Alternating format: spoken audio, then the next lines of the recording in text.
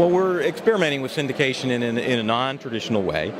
We are not charging people for our content, but there's a number of regional newspapers, not just newspapers, also some television websites that are interested in running our stories, and we let them, if they join our partnership, we let them run our stories in exchange for the right to sell against some of their content, to let our advertisers go on their site. So that's attractive to editors who are looking for multiple sources of content, not just relying on the traditional syndication like the Associated Press. We give them another tool in their kit. They can run our stories to add depth to their own political report, and it works for us that it gives us a wider range of option to advertisers. So it's an experiment. We're still in the research phase on this, but we think it's intriguing possibility that is, as I say, it's a different model of syndication than just the charge a fee per story model. Now you guys are you have some video. Tell us a little bit about the video strategy on the site and the syndication that goes along with that, perhaps. Right.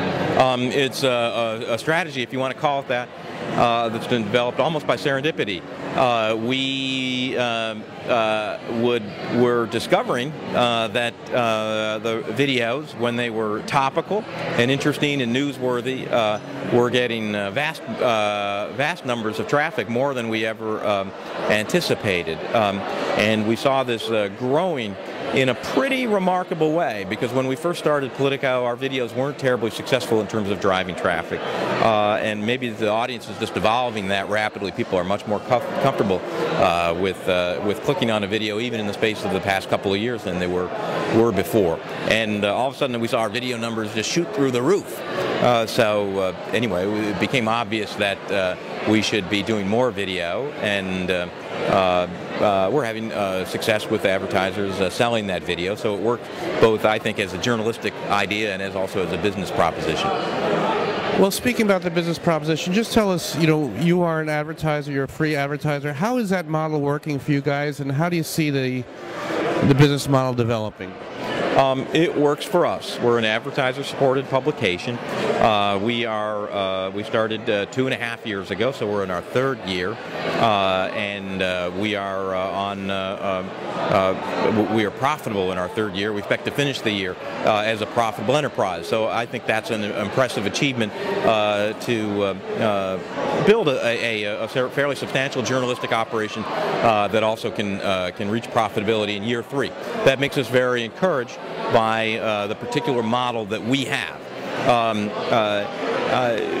I think that in journalism, there's going to be a multitude of models that work. And what works for us in Washington, where there's a lot of people a lot of advertisers trying to get their messages across to policymakers and political elites. That's why our model has been successful. That's not necessarily applicable in other places.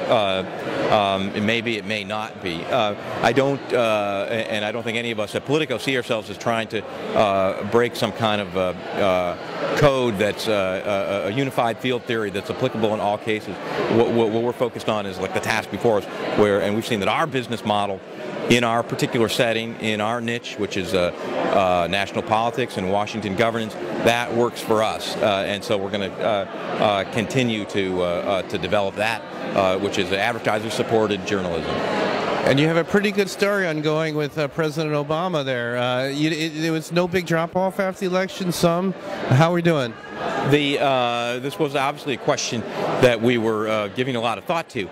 We saw our traffic rise steadily through the 2008 election, and clearly, even our name is Politico. That people associate us with politics.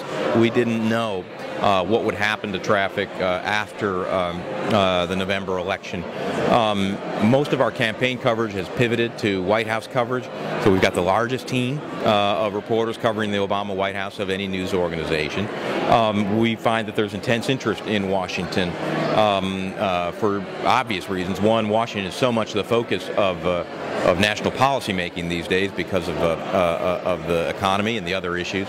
So it's Washington's incredibly important in a way that sometimes it's not, as the center of gravity moves to New York or elsewhere. So it's a big story, and obviously there's intense interest in President Obama as a person, the history-making dimension of it. What's that meant for traffic is that ours has stayed steady. We have higher traffic in the spring of 2009 than we had in the spring of 2008. Our traffic is not as high as it was in the very peak months, October, November of 2008, where the whole world was tuned into the U.S. presidential election. That did give us a spike that we didn't expect would be sustained. But so we had a modest drop-off, and over time we're seeing our traffic stay on an upward trajectory.